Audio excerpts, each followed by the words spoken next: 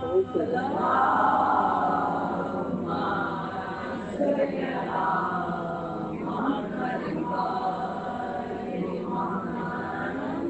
کی مغفرت اور بلندی درجات کے لیے بلند سے بلند ترین صلوات.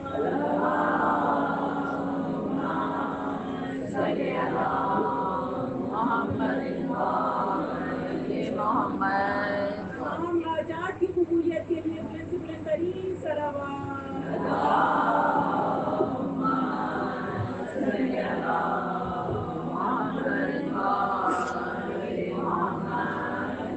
اس کی قبولیت کے لیے بلند سے بلند ترین صلوات.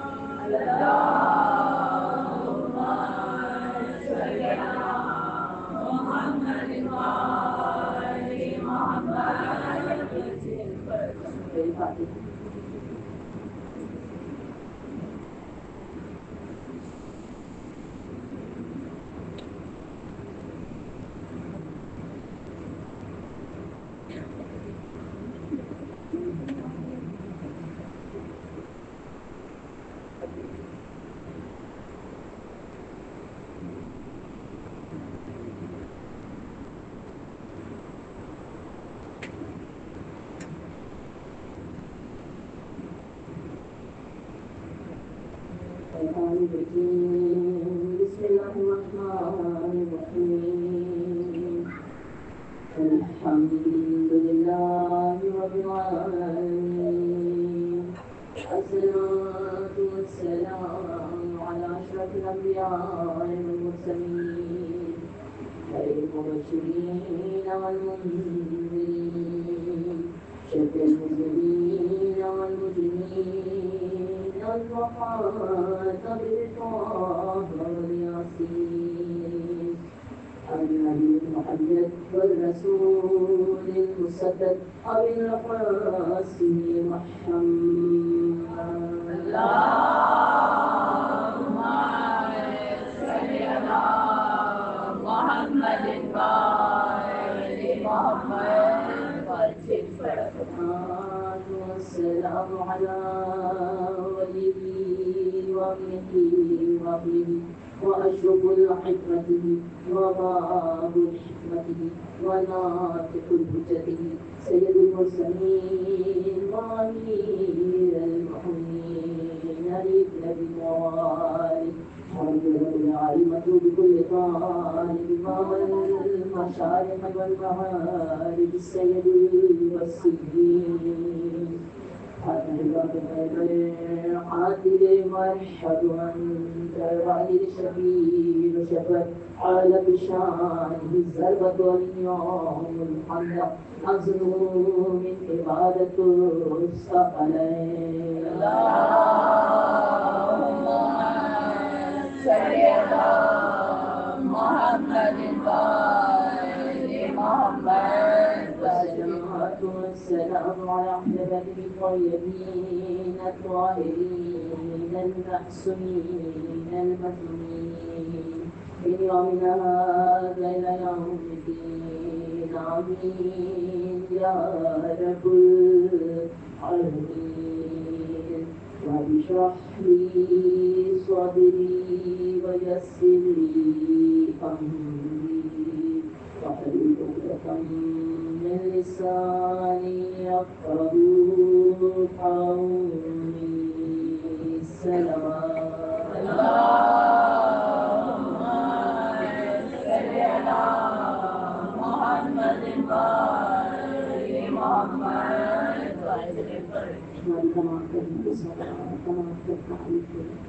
رب العالمین کے لیے نگاہیں کی وحدت لا شریک پروردگار عالم جس کے قبضۂ قدرت میں ہم سب کی جانیں ہیں. وہ رب العالمین کہ جس سے پہلے نہ کوئی تھا اور نہ جس کے بعد کوئی ہوگا.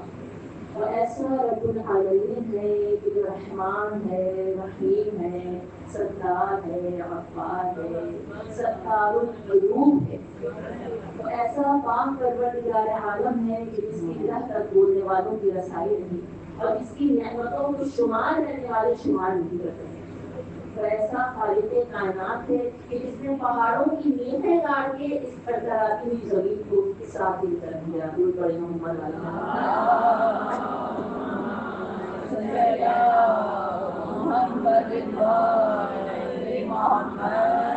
ایسا سمیع علیم ہے کہ جب ہم اسے پکارتے ہیں تو وہ لبیک کہتا ہے. ایسا پروردگار عالم ہے کہ جب ہم کوئی گناہ کر دیتے ہیں اس سے توبہ طلب کرتے ہیں تو ہماری توبہ کو قبول کرتا ہے. ایسا پروردگار عالم ہے، ایسا رحمان و رحیم ہے کہ اگر ہم کوئی گناہ کرتے ہیں تو ہمارے چہرے پر آشکار نہیں کرتا. یہ اتنا رحمان و رحیم ہے کہ اگر چھوٹی سی نیکی بھی کرتے ہیں تو نور بنا کر ہمارے چہرے پر آشکار کرتا ہے. ایسا پاک پروردگار عالم ہے کہ جس کا ہم اتنا شکر ادا کریں کم ہے، اتنا شکر ادا کریں کم ہے. جو پروردگار عالم نے ہمیں اشرف المخلوقات بنایا اور در آل محمد سے وابستہ کر دیا. مولانا کی طرف وہ رب کائنات کہ جو جس کا ہم جتنا ذکر کریں اتنا ہی کم ہے. ہماری زبانیں تھک جائیں لیکن اس کا شکر ادا نہیں کر سکتے، اس کا ذکر نہیں کر سکتے. ہماری زبانوں میں اتنی طاقت نہیں ہے کہ اس کا ذکر کیا جا سکے. لیکن پھر بھی ہمیں کوشش کرتے رہنا چاہیے کہ اٹھتے بیٹھتے چلتے پھرتے سوتے جاگتے ذکر پروردگار عالم کرتے رہنا چاہیے. پروردگار عالم کے بہت حسین اسماء مبارکہ جو اللہ کے نام میں چلتے پھرتے ان کا ورد کرتے رہنا چاہیے، سوتے جاگتے درود پڑھتے رہنا چاہیے، ہر وقت باوضو رہنا چاہیے، کلام پاک کی تلاوت کرتے رہنا چاہیے. حتیٰ کہ ہم سوتے جاگتے بچے سوچتے ہوں گے کہ سوتے جاگتے کس طرح عبادت. بڑے تو سمجھ سکتے ہیں لیکن بچوں کے ذہنوں میں یہ بات نہیں آئے گی. اٹھتے بیٹھتے چلتے پھرتے سوتے جاتے کس طرح. اگر ہم راہ چل رہے ہیں، کوئی راستہ طے کر رہے ہیں تو اس وقت بھی چلتے چلتے ہماری عبادت ہو سکتی ہے. جس طرح ہم راستے میں باتیں کرتے ہوئے جاتے ہیں، بڑے ہوں یا بچے ہوں، اسی طرح ذکر خدا بندی کر سکتے ہیں. اکثر ایسا ہوتا ہے کہ اگر ہم لب ہلا رہے ہوتے ہیں تو بعض اوقات لوگ سمجھ سکتے ہیں ہمیں کیسے ہیں کہ چلتے چلتے باتیں کر رہے ہیں، اکیلے میں باتیں کر رہے ہیں. اگر اس طرح بھی نہیں کرنا، اگر تم دل میں ذکر خدا بندی کرتے ہوئے چلے وہ بھی عبادت، زبان سے ادا کی جائے وہ بھی عبادت. لیکن ہمارے لب ہی رہے اور اس طرح بھی ہم ذکر خدا کر سکتے ہیں. اس طرح کر سکتے ہیں کہ اگر ہم راہ چل رہے ہیں تو ہم ذکر خدا کس طرح کریں. لا الہ الا اللہ، لا الہ الا اللہ، لا الہ الا اللہ. ہمارے رب بھی یہی ہو رہے ہیں اور ذکر خدا بندے قریب بھی ہو رہا ہے. سارا راستہ ذکر خدا کرتے ہوئے طے ہو رہا ہے. تو سوچیے جب ہم ہر لمحہ اللہ کا ذکر کرتے رہیں گے تو ہمارے اوپر کتنی اللہ کی رحمتیں نازل ہوں گی، کتنی برکتیں نازل ہوں گی. مگر ہمیشہ اللہ کو یاد رکھنا ہے، اللہ کا ذکر کرنا ہے. اس لیے کہ شیطان نے وعدہ کیا ہے کہ پروردگار اعظم صراط مستقیم پر بیٹھ کر تیرے بندوں کو بہکاؤں گا، اور اس کا کام یہی ہے کہ لوگوں کے دلوں میں وسوسے ڈالنا اور انسان کو بہکانا. لیکن ہدایت خدا تعالی کہ شیطان جو تجھے ماننے والے ہوں گے وہ تیری مانیں گے، لیکن جو مجھے اور میرے اہل بیت کی ماننے والے ہوں گے وہ ہمیشہ صراط مستقیم پر چلیں گے، ہمیشہ ذکر خدا کرتے رہیں گے، ذکر اہل بیت کرتے رہیں گے. شیطان دل میں وسوسے کس طرح ڈالتا ہے. ایک شخص تھا، اس کا معمول کیا تھا کہ چلتے پھرتے اٹھتے بیٹھتے سوتے جاگتے ہر لمحہ ذکر خدا کرتا رہتا تھا، ہر لمحہ تصویر رکھ پڑتا رہتا تھا، ہر لمحہ تصویر کرتا تھا، ہر لمحہ ذکر خدا کرتا تھا. ایک مرتبہ شیطان نے اس کے دل میں وسوسہ ڈالا کہ بھائی ہر وقت تو رب کو یاد کرتا رہتا ہے، جب دیکھو چلتے پھرتے اٹھتے بیٹھتے سوتے جاگتے ذکر خدا تیرے لبوں پر رہتا ہے. کیا کبھی تمہیں محسوس ہوا کہ اللہ نے بھی تجھے لبیک کہا، اللہ نے تجھے جواب دیا ہو، اللہ نے تیرا ذکر سنا ہو؟ کبھی کبھی بچوں کے دلوں میں خیال آ جاتا ہے کہ ہم تو کرتے رہتے ہیں کہ ہمارے بڑے تو کرتے رہتے ہیں، پتہ نہیں اللہ سنتا بھی ہے نہیں سنتا.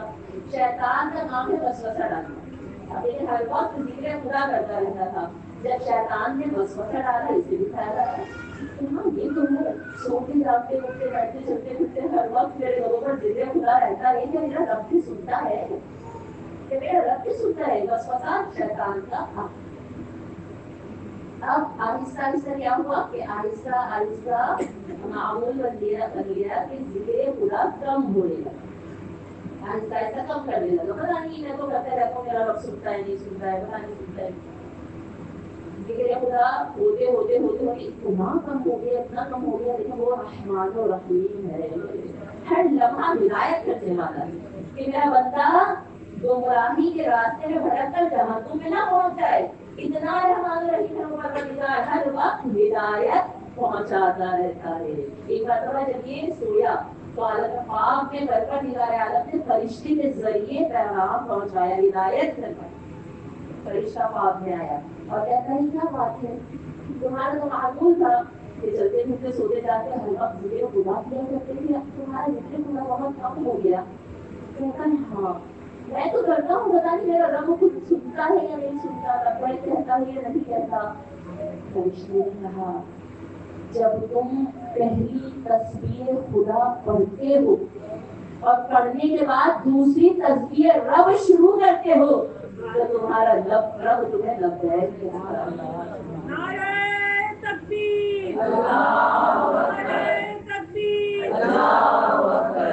بسم رب العالمین بلند ترین صلوات. اللہم صلی علی محمد وآل محمد. تم پہلی تسبیح رب پڑھ کر ختم کرتے ہو، دوسری شروع کرتے ہو تو بتاتے رب ہی تو ہوتی ہے. تو رب تمہیں لبیک کہہ کر اپنے سامنے کھڑے کرنے کی توفیق عطا کرتا ہے، تمہارے ذکر کو قبول کرتا ہے. بے شک ہم سمجھتے ہیں ہمارا رب سنتا بھی یا نہیں سنتا. جو بھی ہم نیک عمل کر کے دوسرا نیک عمل کرتے ہیں تو توفیقات رب ہوتی ہے. وہ اللہ بھی توفیق عطا کرتا ہے، انسان کی کوئی بساط نہیں کہ وہ کچھ کر سکے، ذکر خدا کر سکے یا نیک اعمال کر سکے، اللہ کی کچھ بھی کر سکے. انسان کی تو اوقات ہی نہیں ہے، وسعت ہی نہیں ہے، اس کی حیثیت ہی نہیں ہے. کہ تم سب توفیقات رب ہے کہ پروردگار عالم ہمارے ذکر کو سنتا ہے، شہرت حیات سے خریدتا ہے، ہماری فریاد کو سنتا ہے، ہمارے ذکر کو سنتا ہے، ہماری عبادت کو قبول کرتا ہے. یہ توفیقات رب ہوتی ہے ہماری رب، اور یہ بھی توفیقات رب ہوتی ہے کہ یہ نشانی ہے کہ دوسرا ذکر شروع کرنا، اور یہ نشانی ہے کہ فرش ازا پر جب ہم آتے ہیں اور دوسری فرش ازا پر پہنچتے ہیں تو وہ بھی قبولیت کی نشانی ہوتی ہے کہ پروردگار عالم ہمیں توفیق عطا کرتا ہے، تبھی ہم ایک فرش ازا سے دوسری فرش ازا پر جا کر بیٹھتے ہیں. ورنہ تو بہت سے ایسے لوگ ہیں کہ پڑوس میں ہی مجلس ہو رہی ہوتی ہے، کہتے ہیں آواز تو آ رہی ہے، جانے کی کیا ضرورت ہے، گھر میں بیٹھ کر دیکھ کر سنتے ہیں. انہیں توفیق نصیب نہیں ہوتی فرش حسین پر آنے کی. یہ توفیقات رب ہوتی ہے، اللہ چنتا ہے کہ کسے فرش حسین پر بھیجنا ہے. فرش حسین وہ کہ جہاں ملائکہ آئے ہوئے تھے، جہاں عامر معصومین علیہ السلام آئے ہوئے ہیں. ہم کتنے خوش نصیب ہوتے ہیں کہ اس فرش ازا پر آ کر بیٹھ جاتے ہیں. ہمارا رب ہمیں چن لیتا ہے. درود پر محمد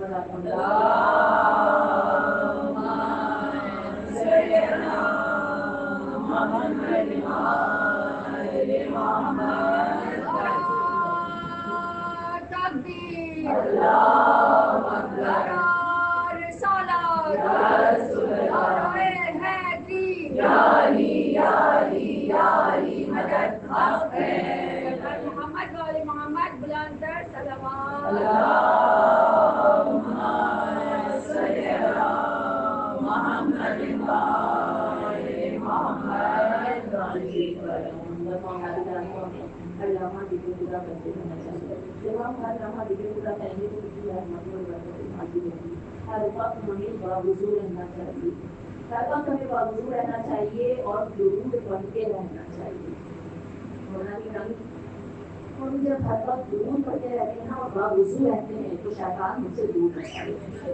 کیا ہم کسی بھی حالت میں باوضو رہ سکتے ہیں؟ ایسا نہیں ہے کہ ہم یہ کہیں کہ ہم وضو نہیں کر سکتے، کسی بھی حالت میں ہم باوضو رہ سکتے ہیں. جتنا باوضو رہیں گے اتنی ہی رحمت خداوندی ہمارے اوپر نازل ہوگی اور شیطان ہم سے دور رہے گا. جب ہم کچن میں جائیں وضو کر کے جائیں، کھانا پکائیں وضو ہو کر کھانا پکائیں، درود پڑھتے رہیں، کھانا پکاتے رہیں، یقین جانیے اتنی رحمتیں، اتنی برکتیں نازل ہوں گی، اور جب وہ برکتوں والا کھانا ہم کھائیں گے، ہمارے شکم میں جائے گا، ہمارے اندر کھانا کی شکم میں جائے گا، تو کتنی بیماریاں دور ہو جائیں گی، کتنی بیماریاں دور ہو جائیں گی. آپ ہم کہتے ہیں ہم بیمار ہیں، ہم یہ تکلیف ہے، یقین جانیے کہ ہم ان باتوں سے بہت دور ہو جائیں گے، بہت دور ہو جائیں گے. اگر ہم ذکر خدا کرتے رہیں، باوضو رہیں، اور ہم ہر وقت درود پڑھتے رہیں، تو آپ نے خود سنا ہوا ہے کہ ایک مرتبہ درود پڑھتے ہیں تو 10 رحمتیں نازل ہیں. جب اگر کسی کو چاہیے بیماری دور ہو، تندرستی دور ہو، بدیاں دور ہو، برائیاں دور ہو، شیطان دور ہو، مال و زر اس کے پاس آئے، تو ہر لمحہ باوضو رہے اور محمد اور آل محمد پر درود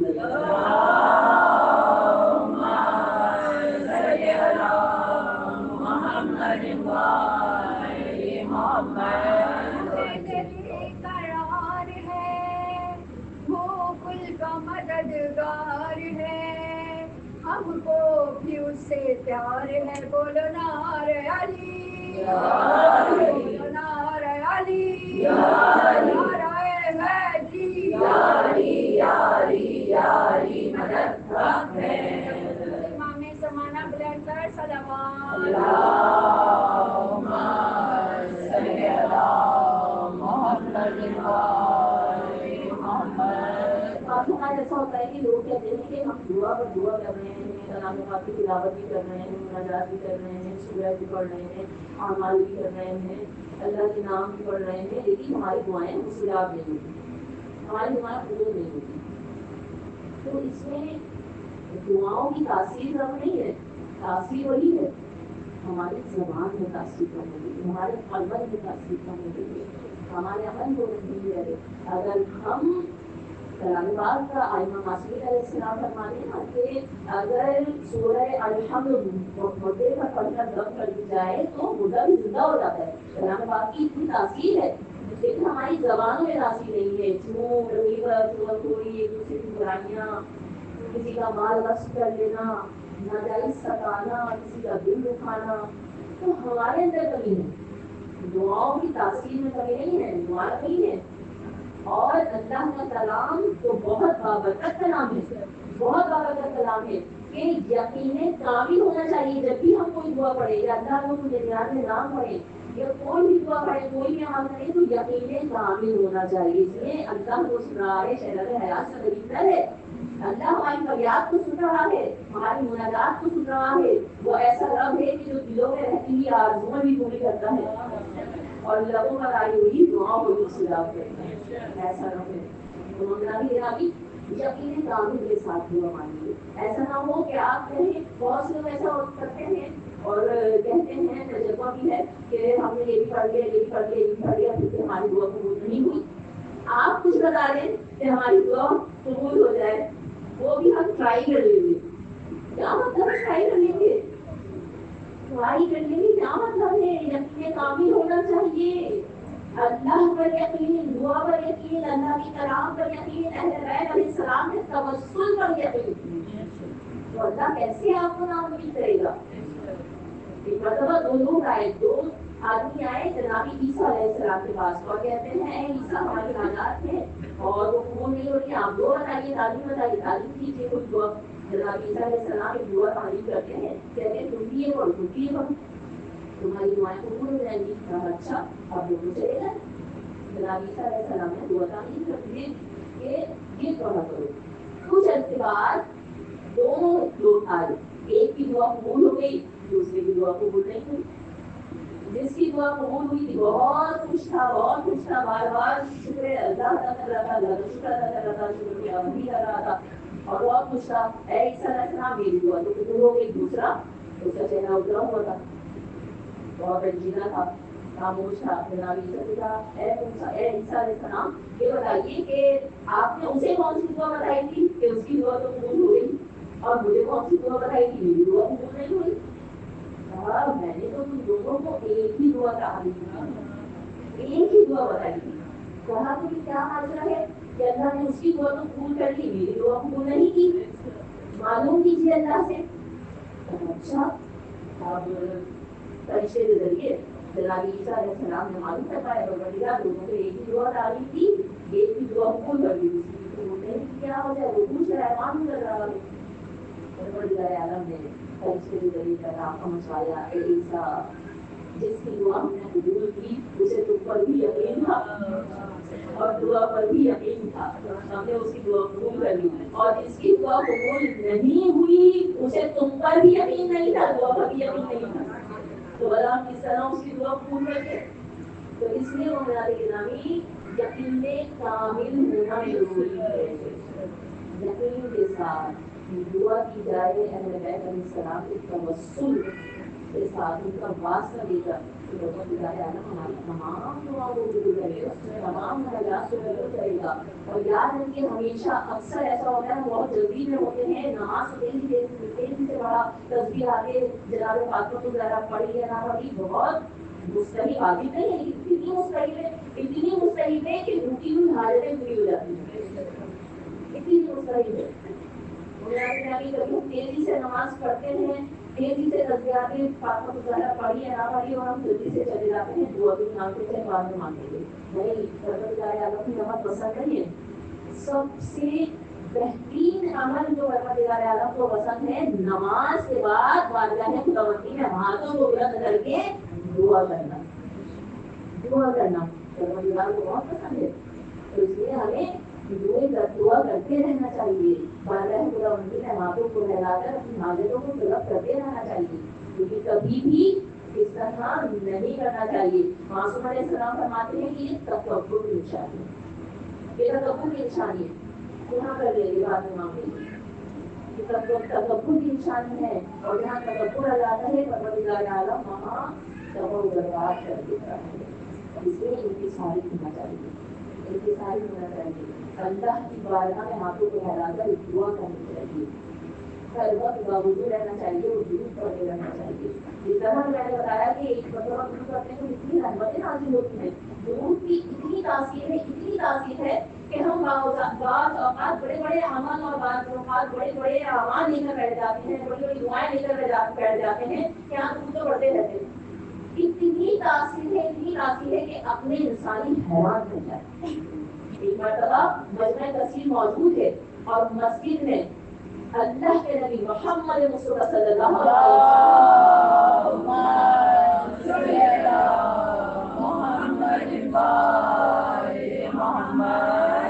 آپ بیٹھے ہوئے ہیں اور ایسے ابو جہل آتا ہے، آپ تو جانتے ہیں کہ ابو جہل کی ہمیشہ کوشش رہتی تھی کہ نعوذ باللہ اللہ کے نبی کے حکم کو درگزر کرے اور نعوذ باللہ انہیں کہے کہ وہ اللہ کے نبی نہیں ہے، انہیں نعوذ باللہ جھوٹا ثابت کرنے کی کوشش میں لگا ہے۔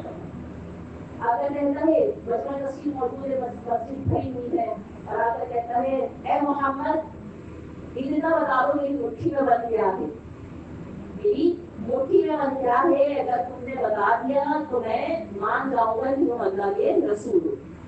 حالانکہ دل کے اوپر کفر کی مہر لگی تھی، اور پروردگار عالم ارشاد فرماتا ہے کہ ہم نے کچھ لوگوں کے دلوں پر کفر کی مہر لگا دی ہے، تو چاہے کچھ بھی کہہ دیں ایمان نہیں لا سکتے۔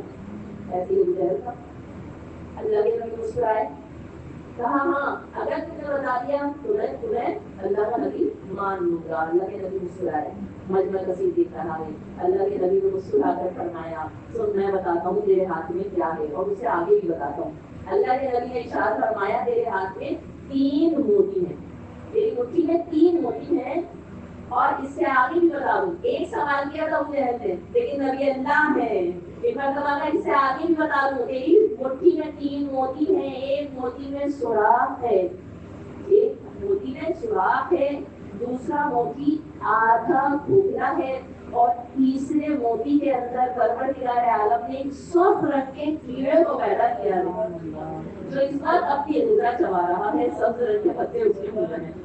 ایک مرتبہ حیران ہوا، مجمع کثیر دیکھ رہا تھا، کہتا ہے ابھی میں تمہیں جھوٹا ثابت کرتا ہوں، ابھی جھوٹا ثابت کرتا ہوں، نعوذ باللہ۔ یہ کہہ کر مٹھی کھولی، لوگوں نے دیکھا کہ واقعی 3 موتی تو تھے، کہتا ہے ابھی میں جھوٹا ثابت کرتا ہوں، پہلا موتی توڑا، اس میں آدھا سوراخ تھا، اس موتی میں سوراخ تھا، دوسرا موتی توڑا، وعدہ ٹوٹا تھا. جب تیسرا موتی توڑا تو مجمع کثیر نے کیا دیکھا ایک ننھا سا سرخ رنگ کا کیڑا بیٹھا ہوا ہے اور انہیں سب رنگ کے پتے ہیں اور آہستہ آہستہ اپنی اللہ چبا رہا ہے.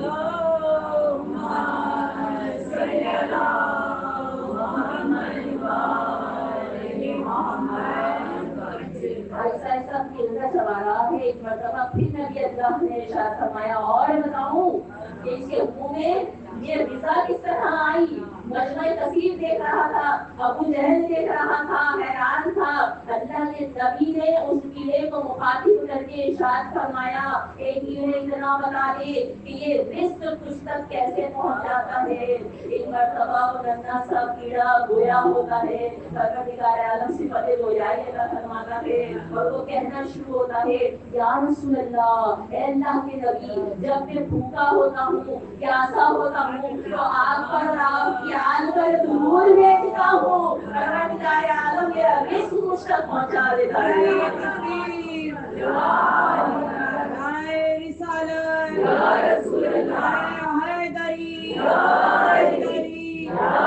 رسالت پہ بابا سے بلند نعرہ صلوات.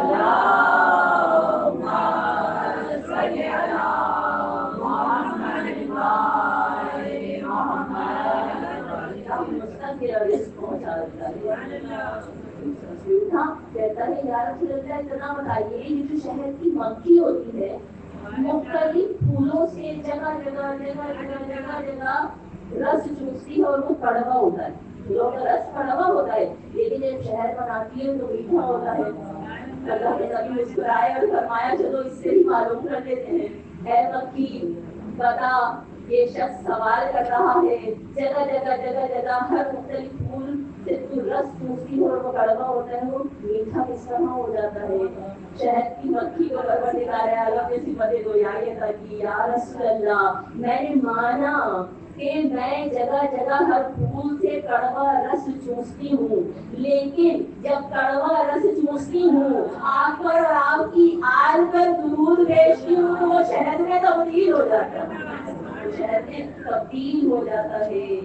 کسی شاعر نے کتنے خوبصورت جملوں میں ڈالا, عشق حیدر میری پرواز کی رانائی ہے, عشق حیدر میری پرواز کی رانائی ہے. میں فضاؤں میں یہی ورد کیے پھرتی ہوں, میں فضاؤں میں یہی ورد کیے پھرتی ہوں. میں نے مانا پھولوں کا رس کڑوا ہوتا ہے مگر, میں نے مانا پھولوں کا رس کڑوا ہوتا ہے مگر میٹھا کرنے کے لیے نادے علی پڑتی ہوں. کائنات علی ابن طالب پہ بابا سے بلند نعرہ صلوات.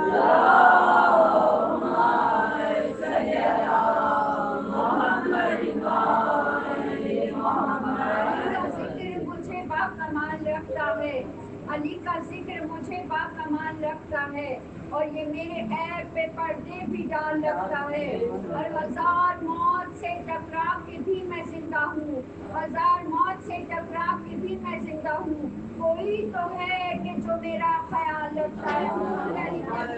لنگر صلوات.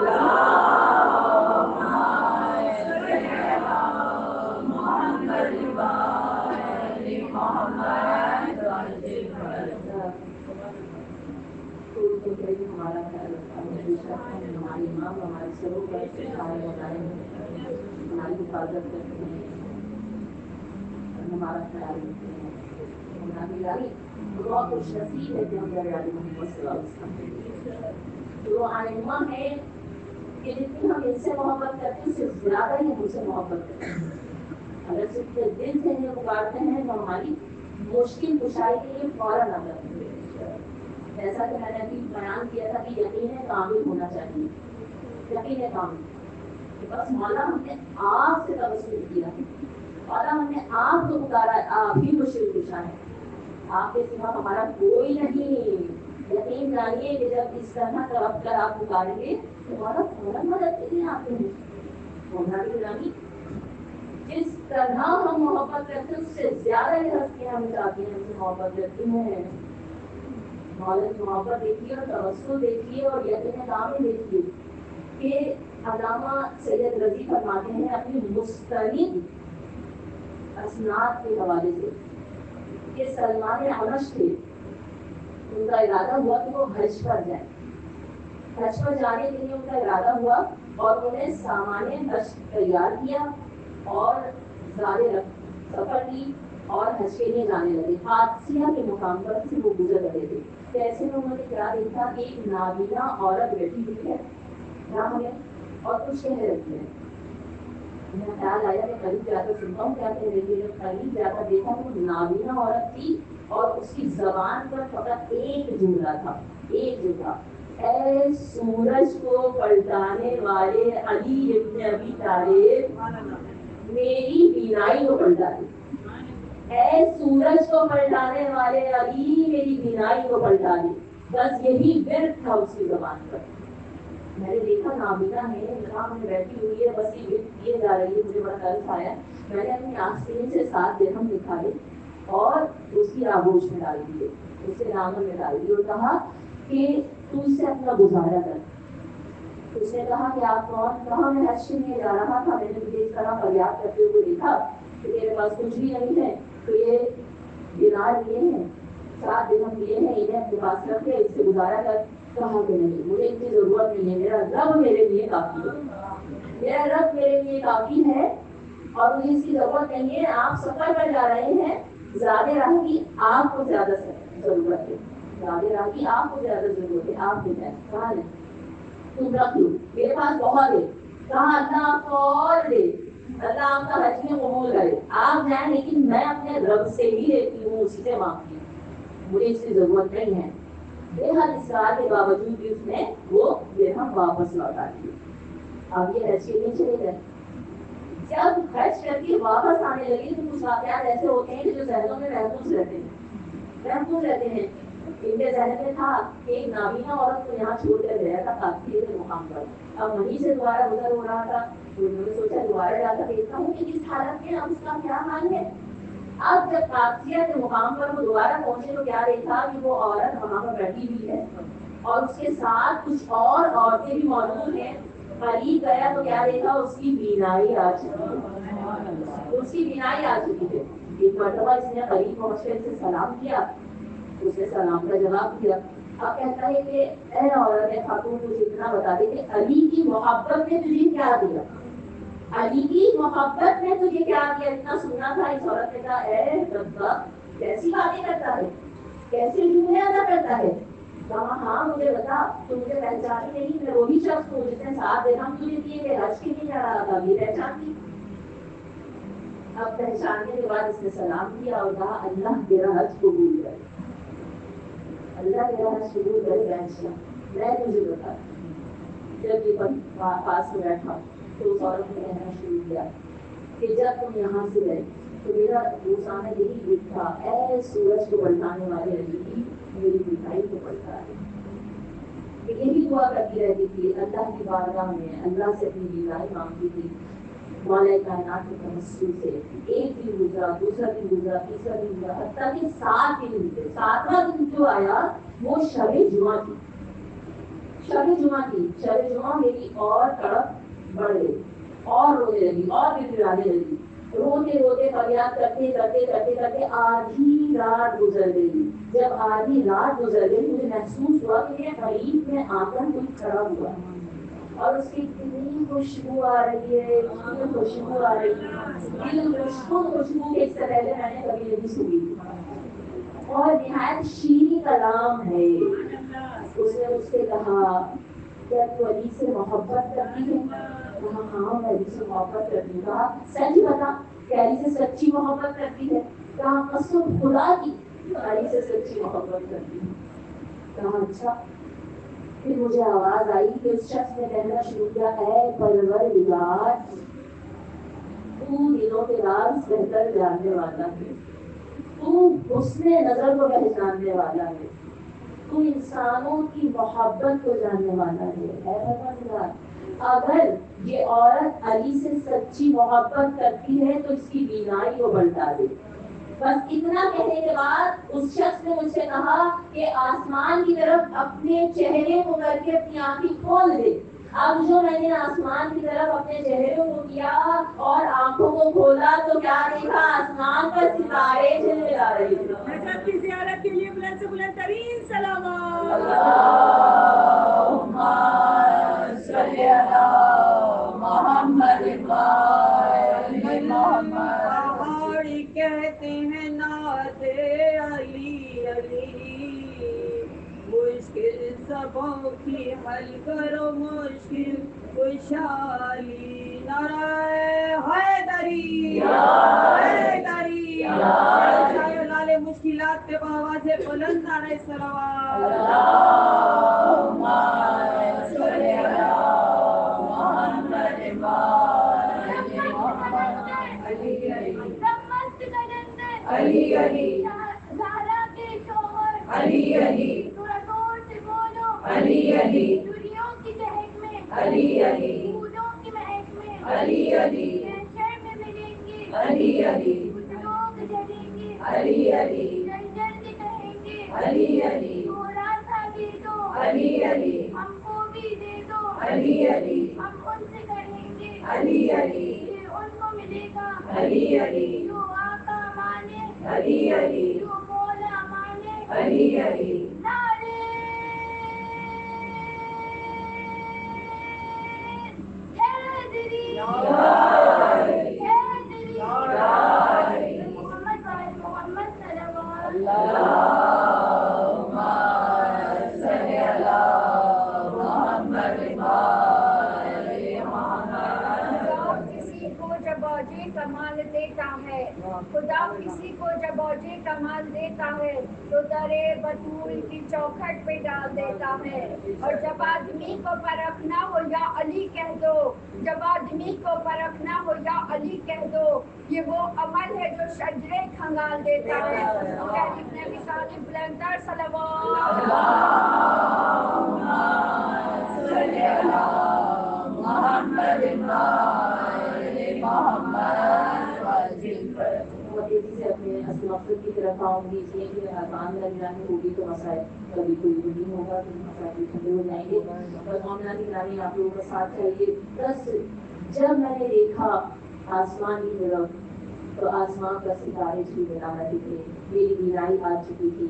میں نے ہاتھوں کو جوڑ کر کہا آپ کو قسم ہے انہیں پاکیزہ ہستیوں کی کہ جن کے صدقے میں آپ نے میرے لیے اللہ سے دعا کی. آپ بتائیے آپ کون ہیں، آپ کا نام کیا ہے؟ مومناتی گرامی انہوں نے فرمایا میں خضر علیہ السلام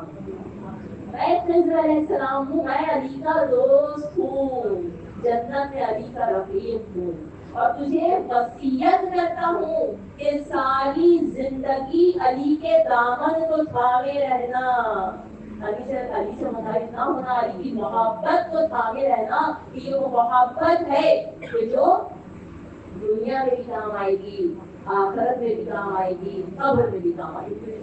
بے شک مومنات گرامی ہم خوش نصیب ہیں کہ ایسے اہل بیت علیہ السلام کے ماننے والے ہیں، ان کے چاہنے والے ہیں کہ جن کی محبت دین اور دنیا دونوں سنبھالتے ہیں.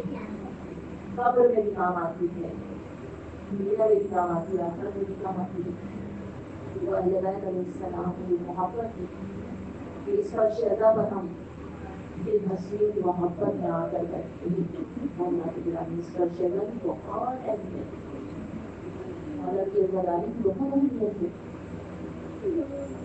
کہ وہ مولا ہیں، وہ حسین ہیں، ان کے وقت میں ہم یہاں پر آ کر شہدوں کو آواز کرتے ہیں نا کہ مولا کسی کو تکلیف میں نہیں دیکھ سکتے، چاہے وہ حسین کا چاہنے والا ہو یا کوئی گناہگار ہو، مولا اسے بخشواریاں کرتے ہیں. مومنات گرامی بہت تیزی سے مسائل کی طرف مومنات گرامی مدینہ منورہ میں عورت تھی کہ جو نہایت گناہگار تھی اور محلے میں مشہور تھی، اور اسی محلے میں اس کے پڑوس میں مولا کا چلنے والا جدار وہاں کرتا تھا جو مولا کی ذمہ کیا. مرتبہ ہر کسی کو بھی ہوتا ہے نا کہ مولا کی عزا کے لیے مختلف تبرک بانٹیں، بہتر سے بہتر انتظام کریں، چاہے مولا کی عزا نہ آئے، ہر کسی کی آرزو ہوتی ہے. کہ اچھی سے اچھی مجلس ہو جائے، جی کی خبر کے طریقے سے ان سب کی عزت کی بھی خواہش تھی۔ روزانہ مولا کے نام پہ کچھ نہ کچھ تقسیم کیا کرتا تھا۔ یہ مرتبہ اس نے چاہا کہ مولا کے عزتداروں کے لیے کھانے کی دیگ چڑھائی۔ اب اس نے دیگ چڑھائی کھانے کی اور آپ روشن کی اور عزتداری میں مشغول ہو گیا۔ یہ جو گنہگار عورت تھی نا، اسے اپنے گھر میں آگ جلانے کے لیے کچھ آگ کی ضرورت محسوس ہوئی ہے۔ اس موقع کے طرح دیکھا کہ وہ تو فرش حسین میں مشغول ہے، عزتداری ہو رہی ہے، گریا ہو رہا ہے۔ ایک مرتبہ اس میں مناسب نہیں سمجھا کہ انہیں جا کر پریشان کرے، آگ لینے کے لیے اس دیگ کے پاس گئی تو کیا دیکھا کہ دیگ کے نیچے کی آگ بجھ چکی ہے۔ اس نے پھر دیکھا کہ عزاداری ہو رہی ہے، جب عزاداری ختم ہو جائے گی، مجلس ختم ہو جائے گی تو عزادار کیا کھانا کھائیں گے؟ اس کے دل میں سے اتنا خیال آتا تھا کیونکہ حسین بہت اتنا خیال آتا تھا، اس نے مار کے آپ کو روشن کر دیا۔ گرمی کا زمانہ تھا، اس کی آنکھوں سے آنسو جاری ہوا، ہاتھ جلنے لگے، لیکن اس نے آگ کو روشن کیا اور تھوڑی سی آگ اپنے گھر کے لیے لے کر گئی، اپنا کام پورا کیا اور ایسے رات ہوئی سو گئی۔ اور ہم خواب میں کیا دیکھا کہ قیامت برپا ہوئی، جہنم کے دروگا آگ کی زنجیریں اس کے گلے اور ہاتھ پیروں میں ڈال کر گھسیٹتے ہوئے جہنم میں ڈالنے کے لیے لے جا رہے ہیں۔ ایک مرتبہ چیخنے لگی، رونے لگی، مجھے بچاؤ مجھے بچاؤ۔ جب فریاد کی تو کیا دیکھا، سامنے ایک نورانی شخصیت آ کر کھڑے ہوئے۔ فرشتوں سے کہتے ہیں نہیں اسے جہنم میں نہ ڈالو۔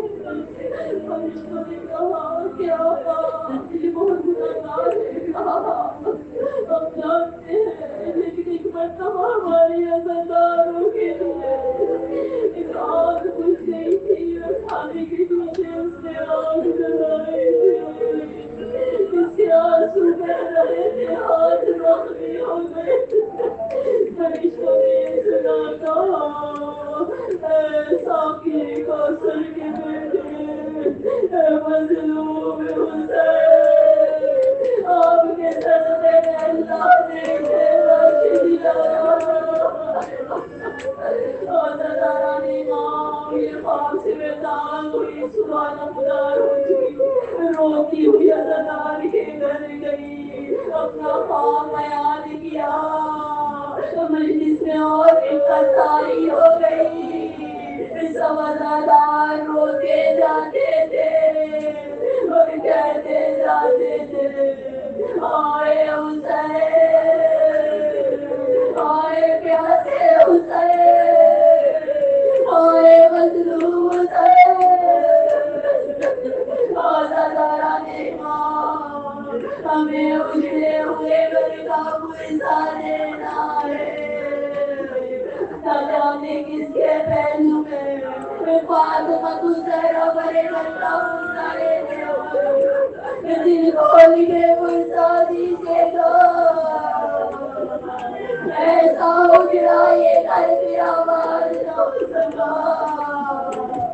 عزاداران امام زینب نے کیا کیا ستارے بھائی کے ساتھ کربلا پہنچی، ارے کبھی علی اکبر کا لاچا، کبھی عباس کے کٹے ہوئے چادے، کبھی یتیم حسن کے لاشے کے بعد سر ٹکڑے دیکھے، اور کبھی ننھے سے علی اصغر کے گلے میں تیرے سلایا، ارے جب ماں نے دیکھا تو تڑپ گئی، اے علی اصغر تیرے سر کے بچے بھی جانور کیے جاتے، تیرے سر کے بچے بھی جانور کیے جاتے ہوئے، ایسے تیرے سے شوبہ سے ننھی سی جان کو منقلب کیا گیا، جس کے بڑے بڑے جانور کیے جاتے تھے، اور نظاروں کبھی رونا محمد کے لاٹے، ارے ہر لاشے میں گریا کر رہی ہے زینب، حسین لاشے لاتے زینب گریا کر رہی ہے. جب مولا محمد کے لاشیں آئے حسین نے لاشوں کے درمیان زینب کا ہاتھ پکڑ کر بھائی کے بچے میں تھوڑی سی رمق محسوس ہوئی. ارے اپنے کانوں کو ہونٹوں کے قریب کیا. بچہ کہہ رہا تھا اماں ہم نے اپنا وعدہ پورا کیا. پیاسے گئے تھے پیاسے پلٹ کرو اماں اپنا دودھ بخش دے. طلب کرتا بیویوں کا رہنا محمد کو اپنا دودھ بخشو. اور زینب نے بھائی کو دعا کے دیکھا. روایتیں کہتی ہیں جب حسین شہید ہو رہے تھے نا تین ایسے منظر دیکھنے میں آئے. بہت تیزی سے ایک چیز تھی جو آسمان سے زمین پر اتری، ایک چیز تھی جو زمین سے تیزی سے آسمان کی طرف بلند ہوئی، اور ایک چیز تھی جو چاروں طرف چکر کاٹ رہی تھی. راوی کہتا ہے جو چیز زمین کی طرف آسمان سے آئی وہ جبرائیل تھے جو کہہ رہے تھے کل قتل الحسین فی کربلا. جو زمین سے چیز آسمان کی طرف گئی وہ خون ملعون نے سر حسین کو تن سے جدا کر کے دھوکے نیزہ پر بلند کیا. اور جو شہ تیزی سے حسین کے لاشے کے چکر کاٹ رہی تھی حسین کی مظلومہ بہن زینب تھی جو رو کر کہتی تھی اماں جسے چکیا بھی سر مانا تھا اماں اسے قتل کا سو رہا ہے وہ اے اماں شمر نے دعا کر دیا. بہت زیادہ نے ماں کیا پیانا دکھ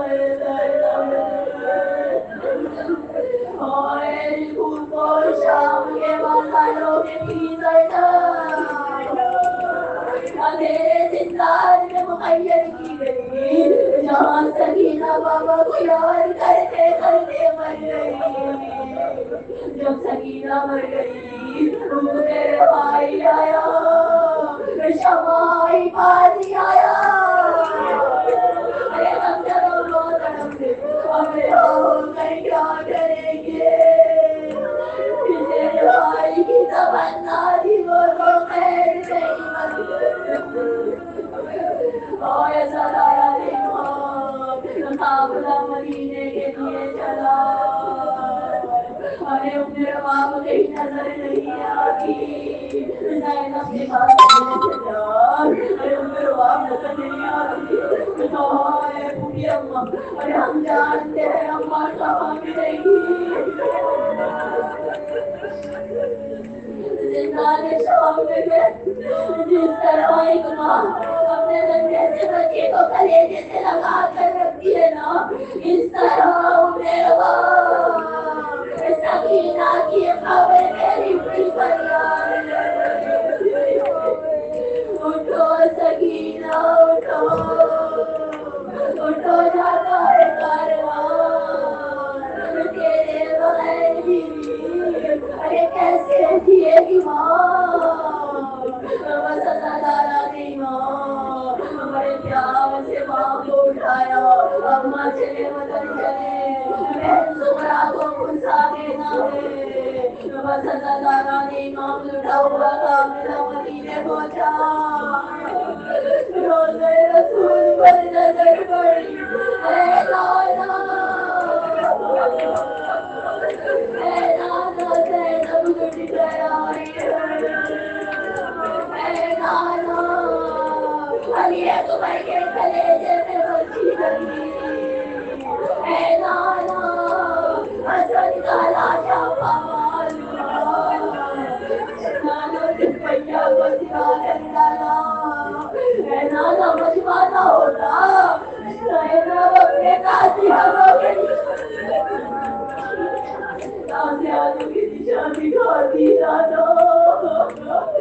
سورا نے دیکھا سورا کا پہچان سکی. اے ضعیفہ کیوں گریا کرتی ہے؟ بڑی مدت کے بعد میرے کربلا والے آ رہے ہیں. کیسے پہچان زینب کربلا گئی تھی تو سر کے بال کیا کے کمر سیدھی تھی. اماری نے پلٹ کر آئی ہے, سر کے بال سفید ہو چکے, کمر جھک چکی. مسلمان سید سجاد نے کہا پھوپھی اماں گھر چلیے, جناب عبداللہ بہت بیمار ہے. کمر تماری کی بیٹی اٹھی اور جا کر ڈیوڑی پر بیٹھ گئی. اور ننھے ننھے سے محبت کے اجلے نظر ننھے ننھے سے مسلے بچھاؤ لے گئے. تڑپ کر کہا اس مرتبہ اس دائی کو ماں کہہ دو.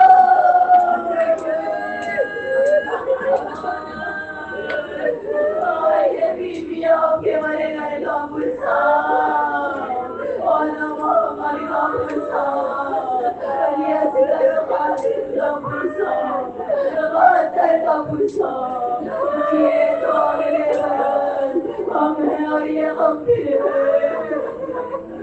جو جنم سے سورہ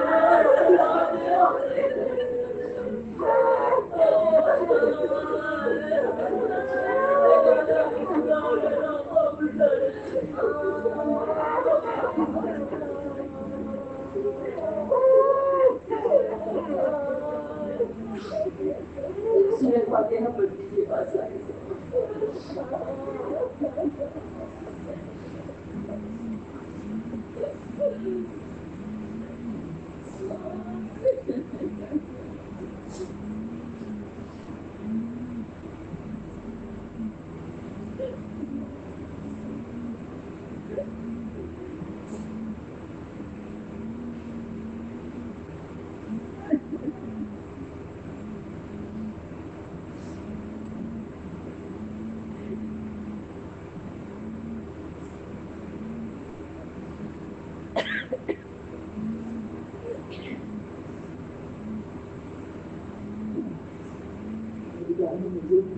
اس کے بعد مجھے جب پیش کسی طرح کی کوئی غلطی ہوئی تو محمد علیہ محمد کے سب کو معاف فرمائے. ہماری زبان سے جو بھی صحیح کلمات ادا ہوئے ان کے حضور پہنچے تو اس کا ثواب چاہتا. معصوم علیہ السلام کو بھی اور شہداء کربلا سے رہنے کربلا اخلاق سے بھی ہزار یہ کرام تمام مددین مہمائدین شہداء دین جتنے بھی مرحومین مومن اور مومنات مسلم اور مسلمات ہیں آدم سے لے کر خاتم تک خصوص ہونے کے کوئی فاتحہ پڑھنے والے نہیں ہیں. پروردگار تمام مرحومین کے لیے اور بالخصوص ہم لکھ کر حضرت کرتے ہیں سید شاہد حسین کاظمی ابن سید مہدی حسین کاظمی, سیدہ زمد السلطانہ بنت سید صادق حسین, سید علی صادق, سید علی صادق ابن سید شاہد حسین پروین کاظمی بنت شاہد علی جعفری. پروردگار تمام مرحومین کو اپنی جوار رحمت میں جگہ عطا فرما, جنت الفردوس میں بلند اور اعلیٰ مقام عطا فرما. تمام مرحومین کی قبروں کو جنت کے باغوں میں سے ایک باغ بنا دے. کربت جنت نصیب فرما. پروردگار جوار معصومین, شفاعت معصومین, خدمت معصومین نصیب فرما. اور جیسے امام زمان کے ظہور میں تاجیل فرما.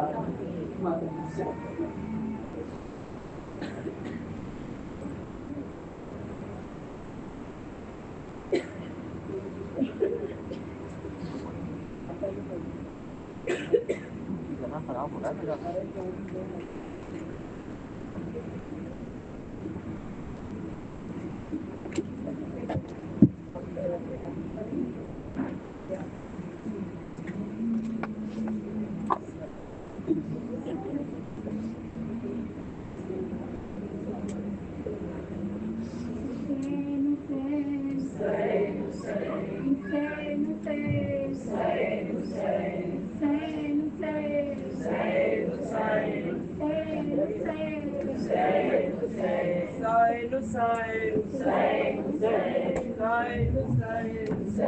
Hussein,